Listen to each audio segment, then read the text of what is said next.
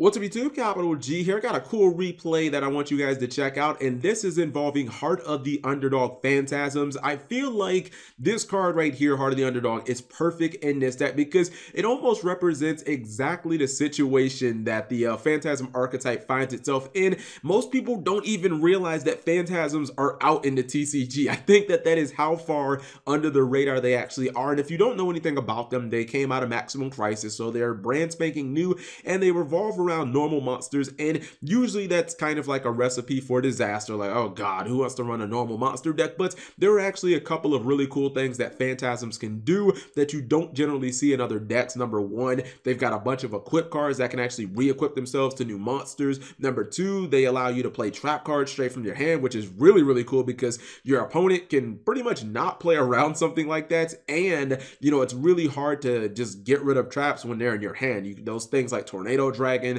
Masterpiece, Twin Twister, Cosmic Cyclones, obviously they're not very good if your opponent's activating trap cards from their hand. So this is an interesting build because it's actually nothing but normal monsters. There are absolutely no effect monsters in this entire deck, and we're going to see if he can go toe-to-toe with Metalfoes Zoo, obviously one of the stronger decks of the format. And you know, I like Heart of the Underdog. I feel like this is the spirit of Phantasms, man. Everybody out there is looking for those true Dracos and those Dinos and Zoodiac, and this deck is just, it's so far under the radar. Again, I don't even think people know what the cards even do. So I'll stop and I'll explain a couple of them as we go on so people can kind of figure out what's going on. So he's going to set the skill drain, one of my favorite floodgates of all time, probably my favorite. He plays Heart of the Underdog, and then he's going to activate the field spell, the card that is pretty much the glue that holds this deck together, Pacifist. This card is super cool, and it doesn't initially do that much, but when it activates, like, it goes so hard and you actually plus off it so much. When your opponent actually activates a card or an effect, you get to summon a token on your side of the field, and when exactly one normal monster is summoned, then you can get one of your Phantasm Spiral cards, and it can be one of those trap cards that you can activate from your hand, or it can be one of those offensive equip cards. So you actually end up going +2 during your opponent's turn, which is like really cool. So let's see exactly how this is going to play out. He flips over skill drain, probably a little premature there. I probably would have just waited, and then he's going to actually get his token for free. And this is not a little weenie token like, you know, your little dandelion tokens or your scapegoat tokens from back in the day. This is a 2000 attacker token that also has 2000 defense. So this thing can wall up and it can do some serious damage. And, you know, again, he's not only getting a token, but then he gets the plus when he searches the Phantasm Spiral Grip. This is a card that gives normal monsters 500 attack. And then if you actually destroy one of your opponent's monsters by battle, you get to summon this really big ass dragon from your hand, deck, or graveyard, and you get to do 1000 burn damage to your opponent. So he basically is going to go +2 off of his field spell. Again, it's the reason why this is like the heart and soul of the deck. It's a really good card. Now he goes for Castel, and he's actually going to attack with, I believe, Volflame. Now you're probably wondering why he went for Castel and not something bigger. He went for Castel because he didn't, like, I was like, why didn't he go for Utopia the Lightning? You know, the freaking Zoodiac deck, when you play Metalfoes, like, you basically don't have any room. This guy, like, I think all he has is like fusions and Xyz in here, so he actually has no room. And what's cool is, even though the token got destroyed, since he activated Bismugear's effect and he had no tokens on the field, he gets another free token. So it's like, yo, you didn't even accomplish anything, and you're still getting locked down under this skill drain. So he's going to activate that first equip, get 500 attack, and then he's going to activate the second one. And this is where the fun starts happening in a format where a lot of people aren't running battle traps, man. You get these tokens really big, 2500 attack, you start being able to do burn damage, you start summoning dragons from your hand, deck, or graveyard, and the deck snowballs incredibly hard. So he summons one of the dragons from his deck. Now this Volflame goes to defense mode because of the effect of this card right here, and you actually get to do piercing damage as well. And when the cool thing is, the equip cards actually switch monsters during the battle phase. So you see he did the 1000 burn damage.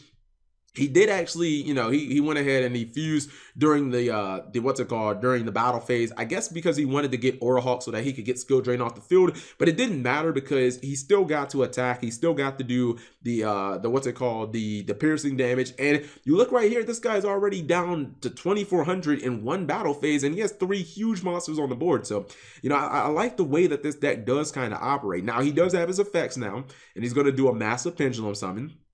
I believe he's going to activate Fusion Substitute, and he's going to go for Mithrium. So he's trying to get like some of these cards off the board. You see right here, he's going to bounce, and he goes for another Metalfoes Fusion, brings out Aura Hawk. I think he's going to activate Aura Hawk's effect. Now, this is something I did not agree with, right? Like, I don't think, maybe he wasn't familiar. You see how he's attacking Aura Hawk into the bigger Phantasm Dragon. This is a huge mistake because obviously he still has this equip card on the field, which means when he does battle damage, he's going to get to summon another copy of the Phantasm Dragon. I don't think he knew that. Like, I don't think he knew that it worked during both turns. And since he did summon exactly one normal monster, he ends up going plus again with the Pacifist. And I don't know. I think that he wanted to use Aura Hawk's effect to blow up a dragon, but it's like, really wasn't worth it, bro. And now look, Heart of the Underdog lets him draw 3 cards. Now he's gonna play both Pendulum Scales, right? The Ignite Scales. And this guy changed Max C. What he didn't realize is both scales are 7, so like I don't even understand what the Max C was for, bro. Like he had 2 7 scales.